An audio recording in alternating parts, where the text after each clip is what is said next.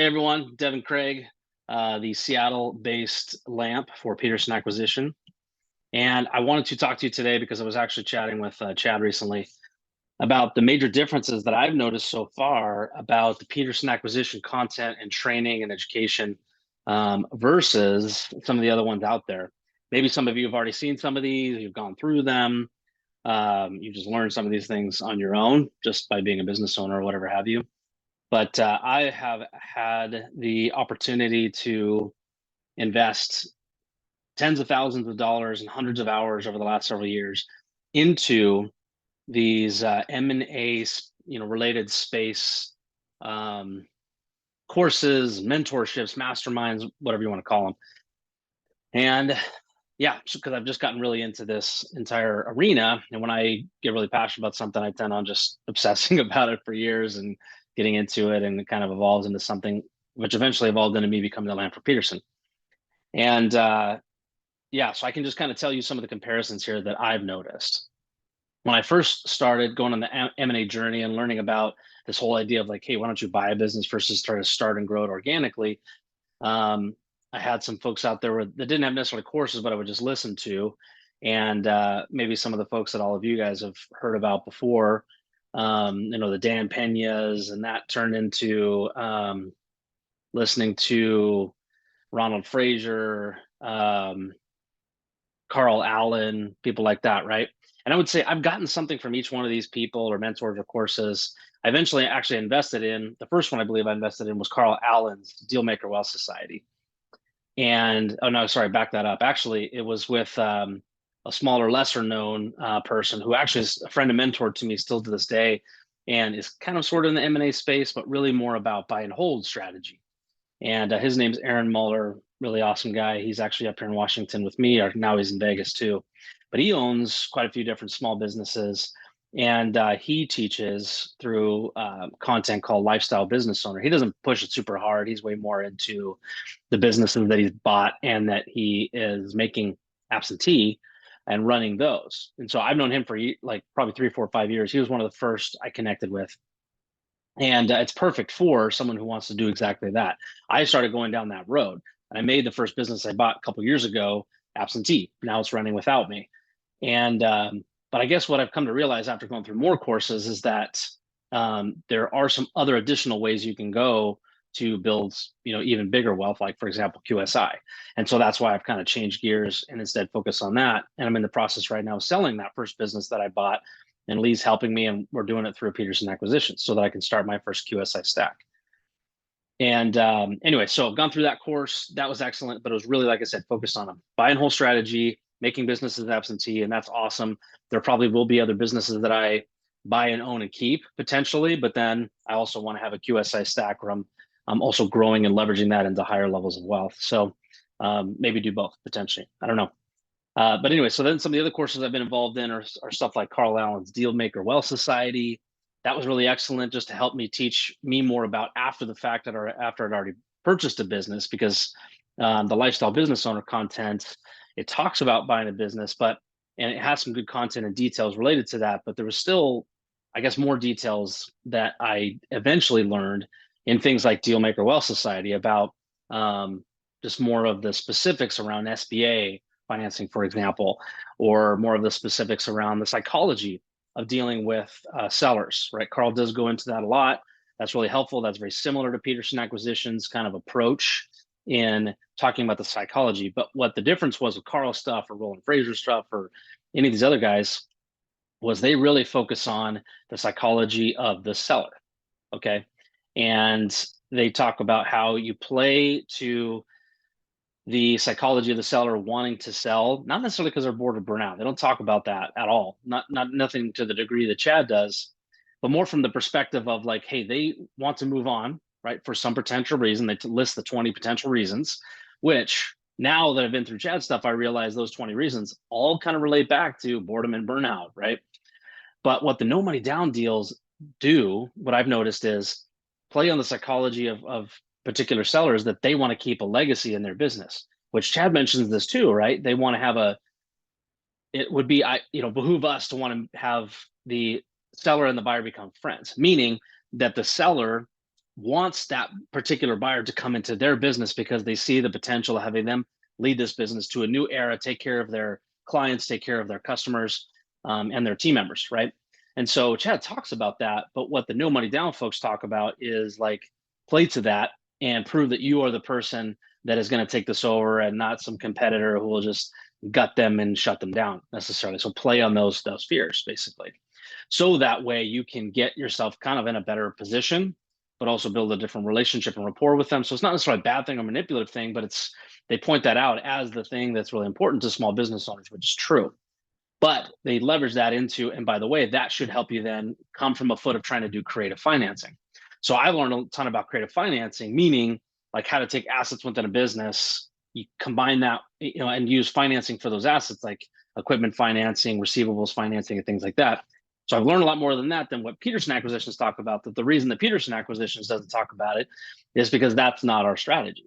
Our strategy is instead addressing the 95+% of the market where most deals do involve, especially at the smaller levels, right below 5 million, they're typically going to be an SBA deal. And even above that, you still need to bring some money to the deal, right? Typically. And so there's, Peterson Acquisitions is more so saying like, no, bring money to the table so that you can get the deal done effectively, and don't try to like twist arm this situation to your benefit so you don't have to put a dime in. It might be possible one day you come across that, but don't plan for that as the singular strategy, because those types of deals where there's no money coming out of your own pocket or your own resources to go into that deal, that's like a single percentage fraction of what the average majority of deals do, right? And so the average deal is going to involve some money from that buyer, potentially a carry from the seller, and then some financing to do the rest in between. And if you're doing SBA, they definitely want and expect that seller, or that buyer, to bring money to the table, right? So rather than try to focus on the no money, that's really a small sliver of what the actual market's doing. That's a small percentage. And what the other thing that some of these no money down groups don't say is like, even they themselves, when they're buying and selling businesses, they're using money too, right? And they're using money because they're finding now proprietary deals they like and want through the source of their members who are bringing deals to the table to them, and they are helping to fund those deals, and then doing exactly what Chad's talking about in terms of having the people who have no money basically be the guarantors or whatever to do this. But we would do it basically more transparently, and also do it that would address a broader scale of the market, not just the small niche of the market where we're hoping that the seller is willing to do a massive, like be the bank for the deal and then finance the rest, be open to us using his own assets to finance the rest of the deal to get him money, right? So basically looking for desperate sellers. But we're not only looking for desperate sellers, right? The opposite. We're looking for sellers who have an awesome business and are in the right position to sell, so we can get them an awesome, great price, take the time necessary to do that, and find exactly the right buyer. So I don't know about you, but that approach resonates with me much more than the zero money down kind of approach. That's so much more nichey.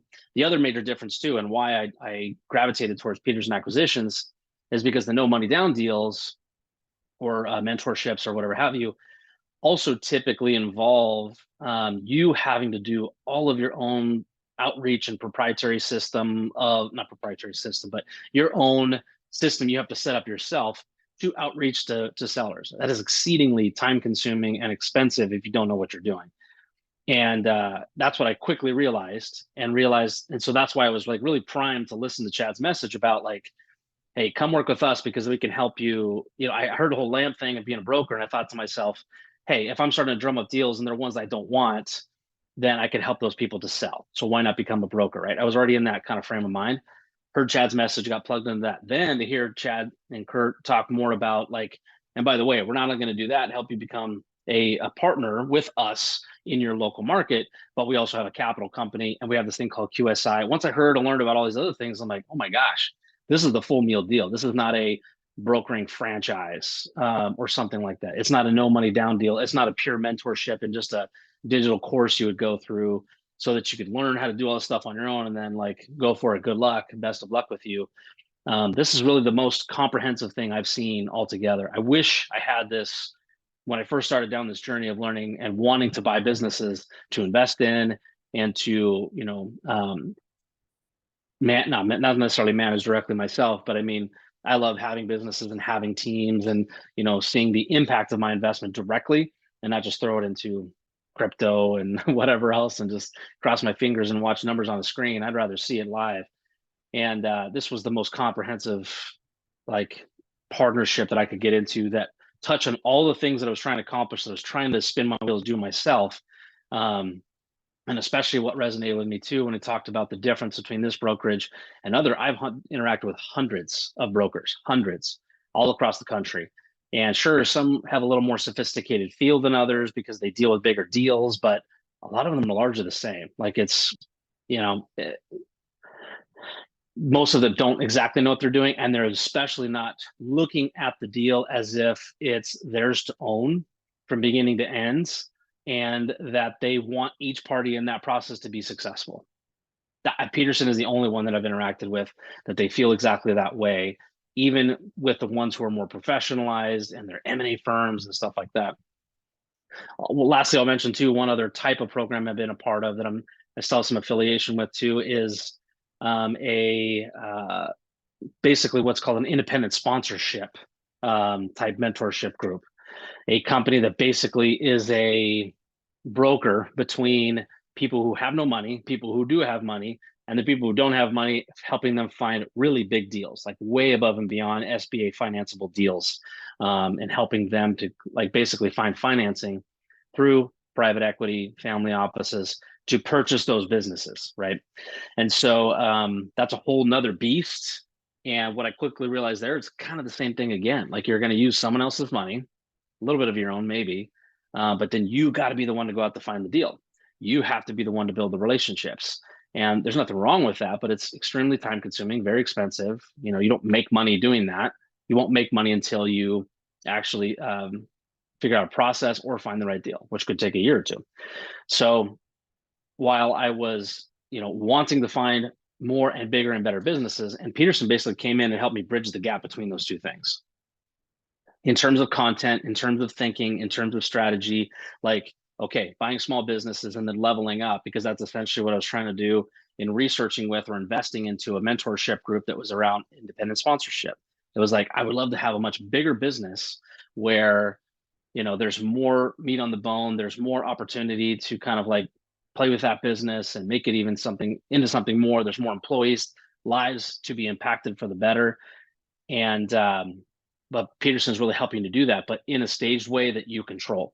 And it's not like you have to completely hope or pray or cross your fingers that you have an outside source of funding to do that. So content's comprehensive. It's the only one I've seen that addresses the mentality and skill of the buyer, of the seller, and of the broker, especially as his lamp, but basically respecting each one of those parties part in the process, which, by the way, I want to mention too, that most of these other groups that I've talked to, and rightfully so, are very negative about brokers for the same reason Chad is. That's why he says most of them are limp dick, right? Because they are. I mean, they don't realistically look at each one of those parties and trying to help make them be successful, and they don't do such a thorough vetting job that Peterson does, in one, focusing on making sure there's going to be a successful deal, two, helping everyone be educated and successful together, and then, by the way, offering up strategies to help both parties, actually all three parties, seller, broker, and buyer, all have a strategy of exit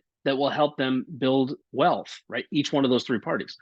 So that's crazy. No one else is thinking that way. No one else is trying to make sure that everybody wins, and that we look at it from a conservative standpoint versus trying to find these one-off unicorn things, like a person who's so desperate they're willing to sell and be the bank, or a huge business that you would use someone else's money for to eventually hopefully fund through some rich family's money or something like that, right?